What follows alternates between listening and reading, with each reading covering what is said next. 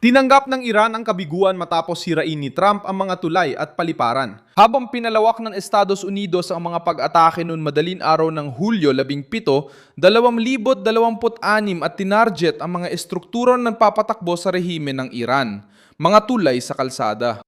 Tumama ang misil sa gitna ng tulay ng Guerive. Wala na ang bahagi ng tulay ng Guerive. Ay. Nasa gitna ng tulay ang truck. Bawal pumunta sa gilid ng tulay ng Guerive. Sa gilid ng tulay ng Guerive, ang buong tulay, ang Amaya Abul Fakul, ay ganap na sira. Ang dambuhalang truck na tangke ng gasolina ay wasak na wasak. Diyos ko! Isang estasyon ng tren, ang paliparan ng Iranchar, mga pasilidad ng kuryente at mga checkpoint sa baybayin ay napasama sa listahan ng mga target. Umabot na sa ika-6 na magkasunod na gabi ang operasyon at itinuon ang puwersa sa Bandar Abbas, Bandar Kamir, Isla ng Kecheme at sa Bahar, mga lugar na konektado sa kipot ng Hormuz. Narito tayo sa lugar na inatake ng eroplanong pandigma ng Amerika na ayon sa saksi tumama sa tulay 70 kilometro mula sa Bandar Abbas. Ang tulay na ito ang nag-uugnay sa ruta mula Bandar Abbas papuntang Bandar Kamir at sa timog ng lalawigan ng Fars. Dahil sa lakas ng tama ng pag-atake na ito, nasira ang truck at naging martir ang driver nito. Salamat.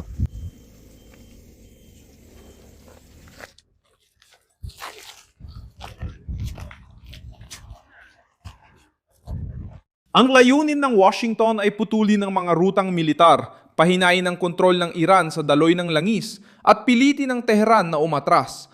Lumabas na ang resulta sa loob ng mga lungsod. Hiniling ng kagawaran ng enerhiya ng Iran na bawasan ang paggamit ng kuryente dahil sa init na higit 49 na degree Celsius habang nagkakaroon ng brownout at pinsala sa linya sa timog. Ang rehime na nagbanta na isara ang kipot ng Hormuz ay ngayon sinusubukang panatilihing gumagana ang mga tulay, pantalan, tren at kuryente. Nagbabala si Donald Trump na magiging target ang mga tulay at planta ng kuryente kung di makikipag-usap muli ang Iran. Bago pa man ang itinakdang petsa, nagsimula ng umusad ang kampanya sa mga rutang ginagamit para maghatid ng supply sa baybayin at suportahan ang presyo ng Iran sa kipot.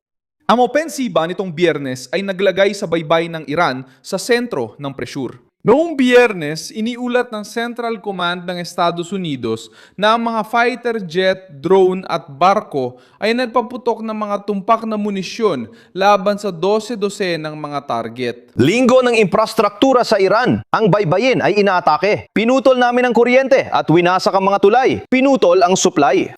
Iniulat ng media ng Iran na sumabog ang kanilang pangunahing istasyon ng tren.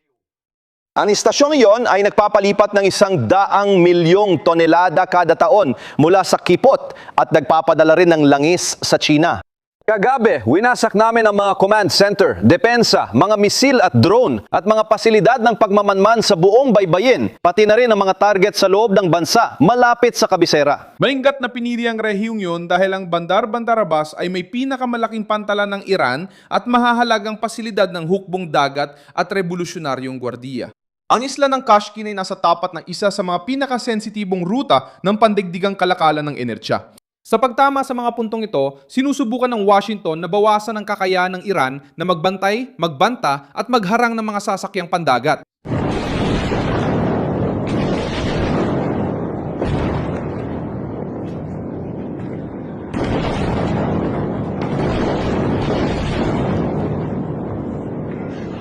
Umabot na ang presyon sa mga kalsadang mula Bandar Abbas papasok sa bansa.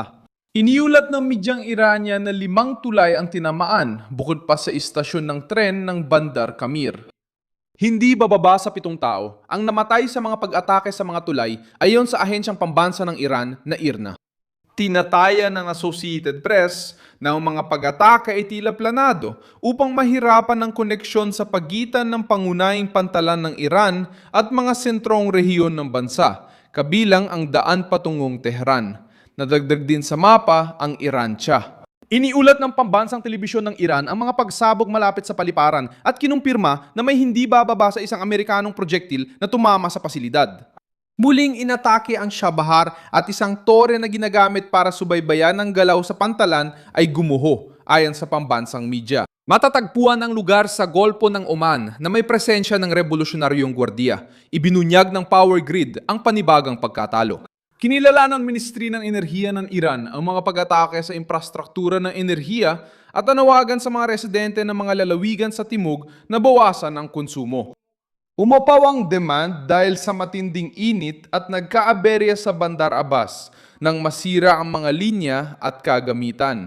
Ang panawagan na patayin ang mga air conditioner tuwing peak hours ay nagpapakita na pumapasok ng digmaan sa araw-araw na buhay ng mga tao. Sinubukan ng Tehran na gamitin ang pagdurusa ng mga sibilyan para sisihin ang Washington, ngunit hindi nito natago ang kahinaan ng estruktura at kawalan ng kakayahan ng gobyerno na sabay suportahan ang konsumo, depensa at lohistika. Nawawala ng kalayaan ng Iran sa mga kalsada at nahihirapan din sa pag-export ng langis at pagtanggap ng kargamento sa mga daungan. Naapektuhan din ang Qatar. Tumunog ang mga sirena sa Doha habang may pag-atake mula sa Iran at na-intercept ng mga air defense ang mga proyektil. Ayon sa kagawaran ng interior ng Qatar, isang bata ang nasugatan dahil sa shrapnel. Lalo pang bumigat ang insidenteng ito dahil tahanan ng Qatar ang Al Udeid Air Base, isa sa pinakamahalagang instalasyong Amerikano sa gitnang silangan at kasali rin sila sa mga pagsubok na mamagitan. Tinarget ng Iran ang isang bansa na nagsisikap magbukas ng diplomatikong espasyo. Pinarget din ng pagganti ng Iran ang mga pasilidad na konektado sa Estados Unidos sa Kuwait at Bahrain na nagtaas ng panganib para sa mga sibilyan at mahalagang serbisyo. Sa Kuwait, nasira ng pag-atake ng Iran ang isang pasilidad ng kuryente at desalinasyon ng tubig.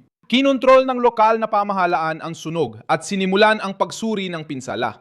Sa disyerto, ang tama sa ganitong istasyon ay naglalagay sa supply sa panganib. Tinutugunan ng Iran ang pag-atake ng Amerika sa pamamagitan ng paglalagay ng presyon sa mga kaalyado ng Washington. Pero bawat bagong alyansa o kasunduan laban sa kalapit bansa ay nagpapalakas sa posisyon ni Trump na ang Tehran ay banta sa reyonal na seguridad at komersyal na paglalayag. Pinag-uusapan ng mga analista ang posibilidad ng operasyong panlupa pero wala pang opisyal na anunsyo ng pananakop. Ang veteranong sundalo ng hukbo, si Stephen Hittondale, ay nagtaya ng tsansang nasa pagitan ng 10 at 20% at sinabi niyang ang mga puwersang Amerikano na nakaposisyon na sa rehiyon ay mapapahintulot ng mabilis na desisyon. Binanggit niyang ika-82 Dibisyong Airborne at mga ekspedisyonaryong unit ng Marines bilang tanda ng kahandaan. Gaano kataas sa porsyento ang posibilidad ng operasyong panlupa? Based sa nakikita natin ngayon, Sasabihin kong sobrang baba, siguro 10 o 20% lang. sige, maganda yan. Totoo yan. Masasabi ko, pero huwag ka masyadong umasa. Grabe di ako makapaniwala na sinabi kong 1 sa 5 ang tsansa ng operasyong panlupa. Sige, 1 sa 10 ang tsansa. 1 sa 10 mataas pa rin yun, di ba? Ipinapakita lang ito ang kalagayan ng mga bagay-bagay. Pero ang problema, Mario. Ang problema, kaunti lang ang abiso bago magsimula ang operasyong panlupa. Marami ng puwersa at nakaayos na ang mga iwar sa lugar. Mabilis silang makakapagpadala ng dagdag na puwersa mula sa kontinental na Estados Unidos papuntang gitnang silangan. Pero ang mga puwersang panlupa sa gitnang silangan na yon ay marami ng tao doon. Paano nila dadalhin ang mga tropang ito sa isla? Gagamit ba sila ng pagparachute mula sa mga eroplano at mga helicopter o sa pamamagitan ng mga barkong amphibyo? Paano sila makakarating doon kung lahat ng ito ang gagamitin? At seryoso ba talaga ito? Depende sa sitwasyon sa lupa, di ba? Ang problema ay hindi natin alam at hindi natin malalaman hanggat hindi pa ito nangyayari talaga. Pero technical, pwedeng gamitin ng Estados Unidos ang lahat ng nabanggit na opsyon. Hindi problema para sa Estados Unidos. Mas mabilis nyo yun ang paglala. Una, may mga pag-atake sa mga sistema ng depensa, misil, drone, at pagbabantay sa baybayin. Pagkatapos, sumunod ang mga tulay, riles ng tren, paliparan, enerhiya, at kontrol sa pantalan.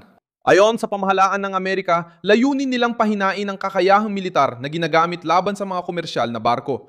Sa praktika, ang operasyon ay hinihiwalay rin ang mga estratehikong punto at binabawasan ang mga opsyon ng rehimen sa baybayin. Kailangan ng Tehran ipagtanggol ang kipot ng Hormuz, panatilihin ang kalakalan, ibalik ang enerhiya, protektahan ang mga daungan at tumugon sa paraang militar, lahat sa ilalim ng blockade. Nangako ang rehimen na lalawakan ang mga pag-atake, pero napapakita ng matinding presyon ang kanilang tugon. Nagpaulan sila ng misil sa mga base at pasilidad ng Amerika sa mga kalapit na bansa. Sa timog ng Iran, nagkaroon ng nasirang kalsada, estasyon ng tren na tinamaan, napinsalang paliparan at kakulangan sa kuryente. Sinasabi ng propaganda na lalaban hanggang dulo. Pero sa realidad, unti-unting binabaklas ang estruktura at Amerika ang nagbabantay sa baybayin. Maaaring piliin ng Tehran na makipag-usap bago palawakin ng Estados Unidos ang mga target nito. Ayon kay Trump, iiwan muna ang mga pasilidad ng enerhiya para sa susunod. Ngunit tinamaan na ng pag-atake ang mga kagamitang elektrikal at linya ng transmisyon. Ang susunod na desisyon ng rehimen ay gagawin na may mas kaunting ruta, mas kaunting kalayaan sa dagat at isang populasyong pinahihirapan ng init at mga brownout. Habang patuloy ang banta ng mga lider ng Iran, nagsisikap ang mga grupo na may balik mga tulay, enerhiya at mga daanan na sumusuporta sa presensya ng rehimen sa kipot ng Hormuz. Maraming salamat sa panonood ng video na ito hanggang dulo. Suportahan ninyo ang aming proyekto at mag-ambag sa pananalapi sa pamamagitan ng Pixkey na makikita sa inyong screen. Kami ay independenteng channel na nagbibigay ng tamang impormasyon. Ang inyong ambag ay tumutulong para magpatuloy kami.